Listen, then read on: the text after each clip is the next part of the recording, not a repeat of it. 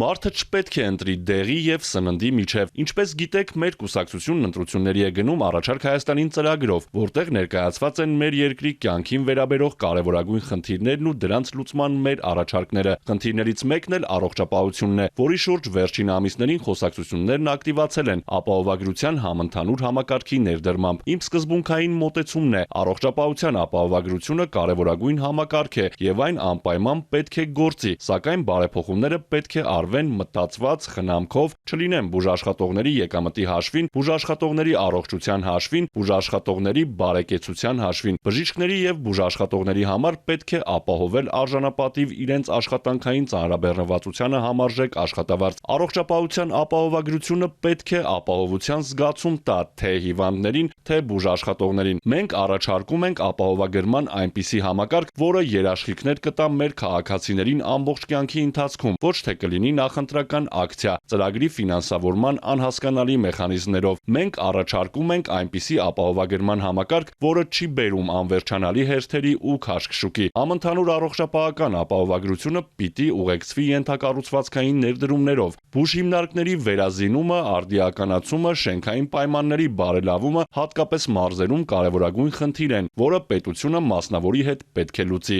Պետությունը պարտավոր է քաղաքացուն դեղերի շուկայում պաշտպանել այնպես, ինչպես պաշտպանում է էներգետիկ կամ սննդի անվտանգության ոլորտում։ Մարդը չպետք է ընտրի դեղի և սննդի միջև։ Առողջությունը չպիտի զոհ գնա շուկային կամ մենաշնորհներին։ Սա իշխանությունների քաղաքական և մարդկային պարտավորությունն է։